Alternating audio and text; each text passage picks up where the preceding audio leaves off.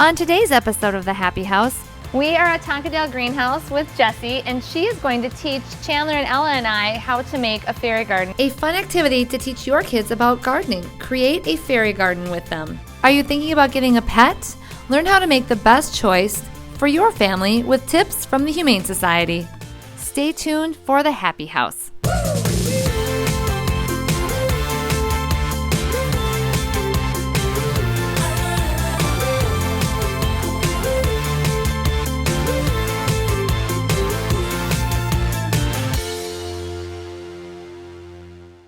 Hey, are you guys ready to do some gardening? I'm at Tonkadale Greenhouse today with my assistants Chandler and Ella, and we are going to learn all about indoor gardening. Are you guys ready? Set, go. Let's go. Here we go now. Wow, oh my gosh, look at that. It's a camper. Hey, look. Do you guys want to make your own fairy garden? Yeah. All right, to learn how to make your own fairy garden, a great activity for kids, follow us.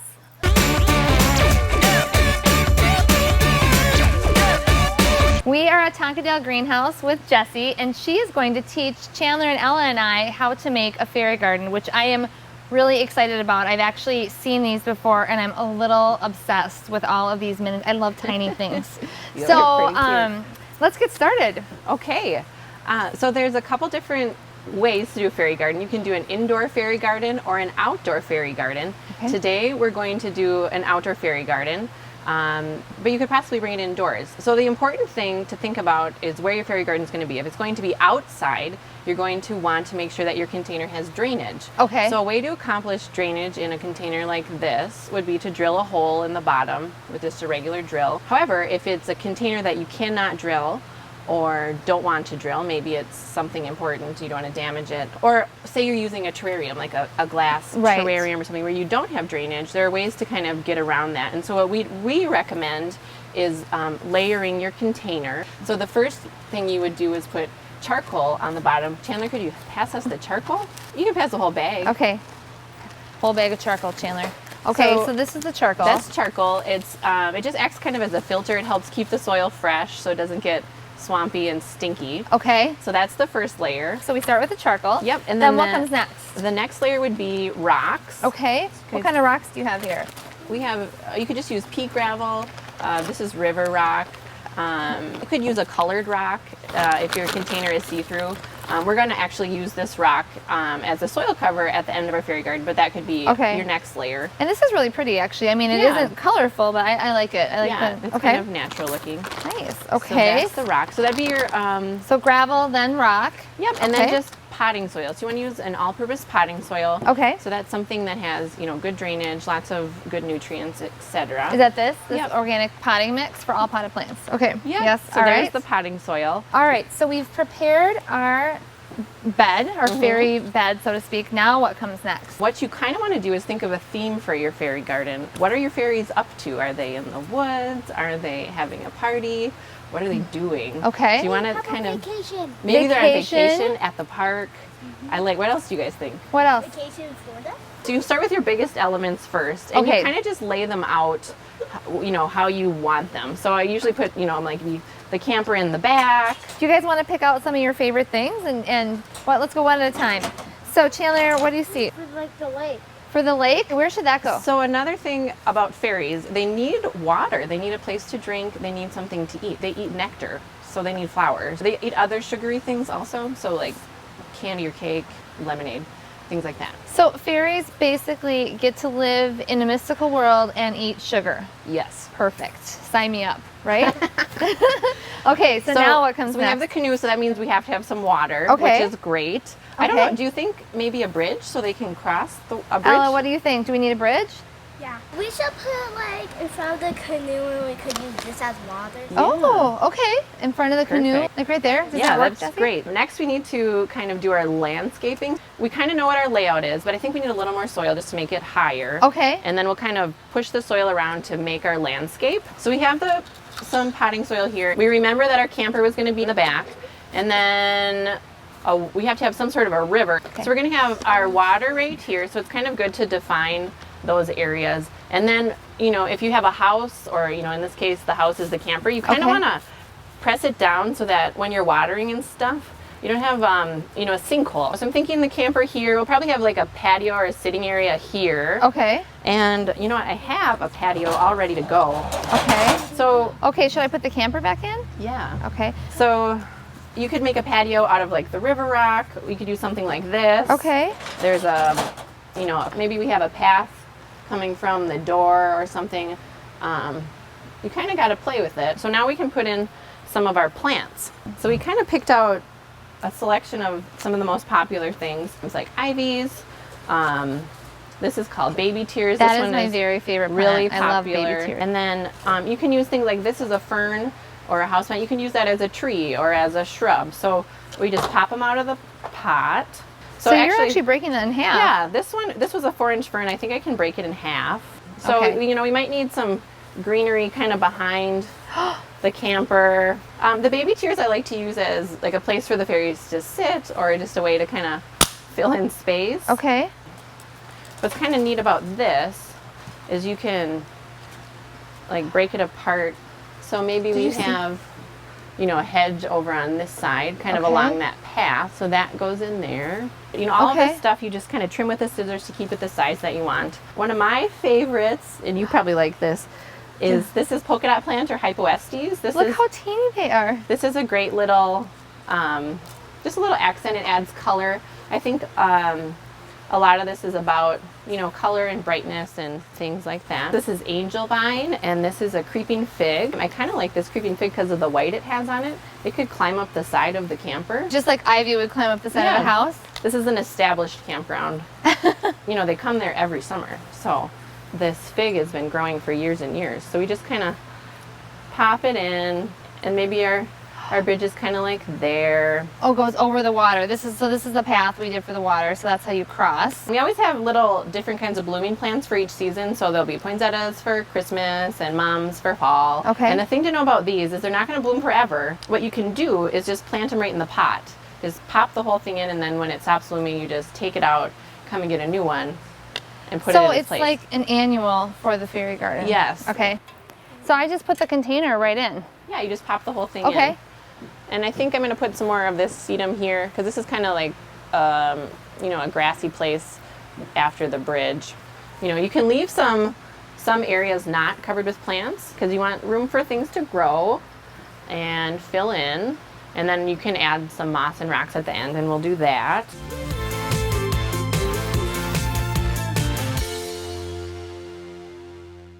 We've planted all of our plants. Jesse helped us make this area for the river. We're gonna now put in this blue rock so we can make our river, right? Ooh, that is so pretty. Now we do have to be careful because we don't want our water to get dirty. So Okay. from here on out, we got to be a little careful. Okay, now what comes next? I think we need to cover the rest of our soil with either moss or pebbles. So we have, this is just green sheet moss, and it does fade a little bit as it dries out.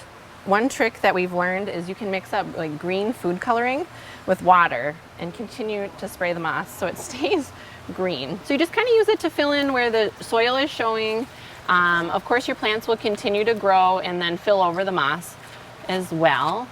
And while you're doing the moss, we're gonna add some bigger rocks. So some bigger rocks just kind of rough it up and make it look kind of cool. So it's kind of Wanna help? neat, you know, maybe you'd see some boulders along a stream bank. Do you want to do the rocks? Okay, so just kind of place them around the river. Where are you gonna put the moss? Yeah. Right. You can put moss on the rocks. Right there. Did you find a spot? Cool. I want some pebbles. Okay. Oh, pebbles on the side of the path. Yeah, you could like line the path with pebbles or... Oh, that would be cute. Perfect. I have these kind of colorful buttons. These are really cool. You could actually make a path with buttons or, you know, make little chairs with button tops for fairies to sit on. But I cute. thought they might be kind of cute just, you know, pushed in the water, like just to They add look some... like inner tubes or like, something. Yeah, like little floaties or Yeah. inner tubes. Do you want to put a few buttons in the water? I thought that would be kind I of want to cute. put some like random pebbles. And then Random pebbles. Okay. Yeah. We need a fairy garden that is the size of this table. I think, yeah, we really do to have a, you know, a real live campground. It would be Oh, yeah, and the then canoe. canoe. Chandler, how do you think it should be? Like leaning up against the rock? Like they just got done canoeing? there on the Yeah. bank of the river. Exactly. So kind of, yeah. And that's kind of the fun part. You can move stuff around. Sometimes the fairies move stuff when you're not looking. And then there's just other little things you can poke in. Like it's kind of fun to do like a trio of bird houses, big, medium, small, you know, just to kind of have fun. And this is kind of, you know, you can collect items. Like maybe the first day you buy the camper and the bridge Yes. and the plants. And then the next time you come, you buy the canoe and the frog and the birdhouses. It's kind of about collecting and creating a story and doing it together. So it's fun. What I like to do at our house too, because we've actually planted a fairy garden, nothing as elaborate as this, but we've used things that we actually have Yeah. in the house. I mean, I actually have a button collection, so you can use Yeah. your own buttons. And then we have small animals that we like to put in there, but I think you can do that and then layer on a whole bunch of things, so it really is yours. Yeah. You could put a sock monkey in. A sock monkey? The fairies would love that. But you know what? The last thing we have to do is to pick our fairy. So there are so many fairies to choose from. You just kind of have to pick the fairy that speaks to you and think about what they are doing. I want that blue one. You want the blue one? The blue one should be like right there. Yeah. Yeah, and that one can just go right in because there's like a door. I don't know if we'll be able to fit the fairy in. Let's watch what Jesse's gonna do. So all the fairies come with a little pick so you can stick them in where they need to go. Okay. So he could be like He could be overlooking. flying. He could be flying. He could be standing on the bridge. He could be getting ready to walk down the path. You know, wherever you kind about of on want the him. bridge? You like him I on the want bridge? the Do you want to put him bridge. in the bridge? But that was my fairy. Well, you want to put him on there? Yeah. All right. Welcome. Perfect, Thank Chandler. you. Thanks, Ella. All right. So then when you're all finished, you're going to want to water it in. When you're watering, you just want to water the individual plants. You know, you don't want to take a garden hose to it. Okay. Just pay attention to each little plant that's in there. Yeah, yeah. Okay. I don't do that. Perfect. Okay. Are you gonna water a plant for us? You don't have a watering can. We're just. Are But you? we can use the spray bottle also to just kind of mist everything and get the dust and the dirt off of all of our plants. This is Buttercup. Where should she go? Well, we could like have one that looks like a buttercup thing, and she could be climbing up that ladder. You know where I kind of like her? Is right by this yellow plant. You know why? Because I feel like she might be trying to hide She may be from the other hiding. fairy, and Yeah. that is the closest. So then he can't see her because she's in the smelling yellow. the flowers. Or she's smelling the flowers. He's thinking where she is. Yeah. He's playing hide and seek. They're playing hide and seek. Yeah. There you go. Thank you so much for yeah. helping Yeah, us your with eyes this, closed. Jessie. This Sure. is so amazing. And thank you, Chandler and Ella, for helping. Ella, we need your wand to give it the magic touch. And we have a perfect fairy garden. So through the magic of editing, we've shown you this in about 7 minutes. However, we've been working at this project for well over a half hour. So it's a really great activity to do with kids, but not only is the planting of the garden fun, shopping for the garden is fun, and then also the upkeep after teaches responsibility and just teaches sort of a respect for life, I would say. It's a really great thing to have in your house. So if you want to see the entire process, visit our website.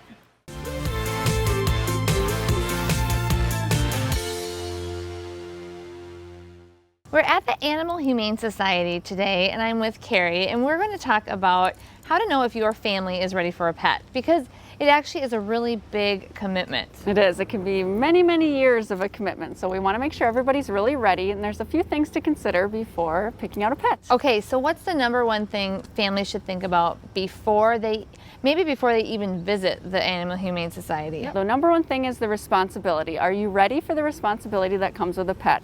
So feeding the animal every day, caring for it, and really providing it with socialization, companionship. It's an everyday thing. What do you have time for? Do you have time to walk a dog every day? If you don't, maybe a cat is better. Animals can be very expensive. They require a lot of veterinary care and daily food and everything. So do you have the money to pay for an animal? Okay.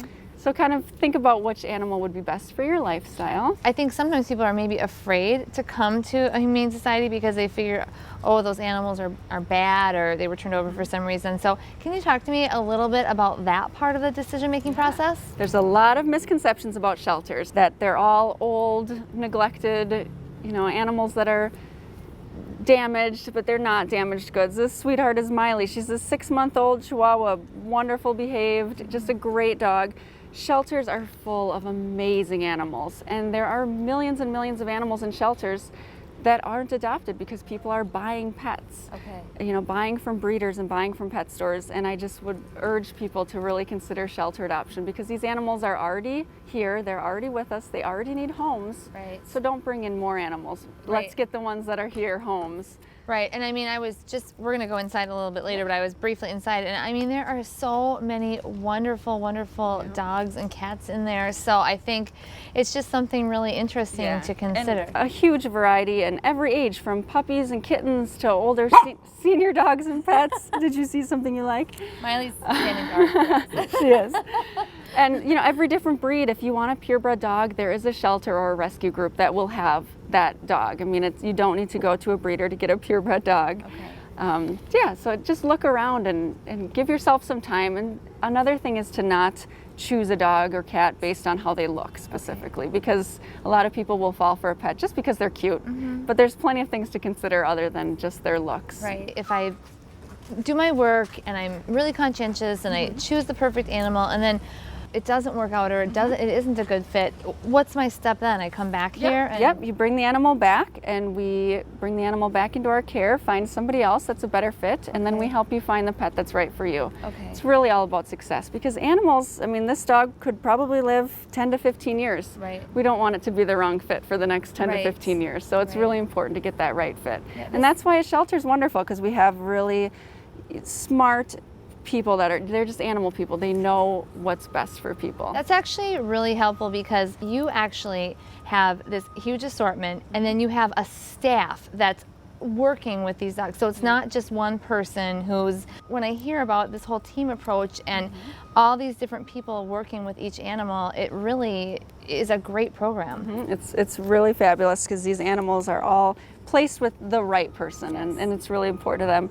Another thing I should mention is adopting from a shelter is hugely beneficial in terms of the financial aspect of it, because these dogs, they have an adoption fee, which is how we continue to do the work we do, but they're spayed and neutered already, they're microchipped, they're vaccinated, they come with a free collar, ID tag, free bag of pet food. You really leave the shelter with everything you need. You don't have to go take them to get their spay-neuter surgery. Okay. It's all done for them. So it's really a cost-saving thing too. That is actually and for families that are looking to save some money, you get a great dog. And Right. it's just a package deal. It's wonderful. Well, I have seen this adorable dog, but I actually happen to know there's a lot more pets to see inside. So can we go inside and check it out? great. Yeah, Okay. let's do Thanks, it. Carrie. Thank you.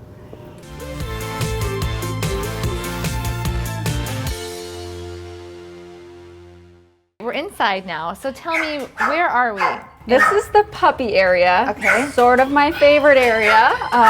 This is where we keep all our small young puppies that are waiting for adoption. Okay. They're not here very long. They go home really, really fast, like sometimes within a matter of hours. That's great to It is hear. awesome. From what it sounds like, puppies are the most desirable. They're in and out because people can train them and sort of have the dog from the ground up. But there must be older dogs too. Yep, and you know, a lot of people come in with a wide variety of needs. A lot of people want the older dog. I myself, I don't think I'd bring home a puppy. I actually am very intrigued by the older dog it's as kind well. of like having an infant baby at home. It's a lot of work. Yes. So a lot of times people want an older dog. They're already house trained.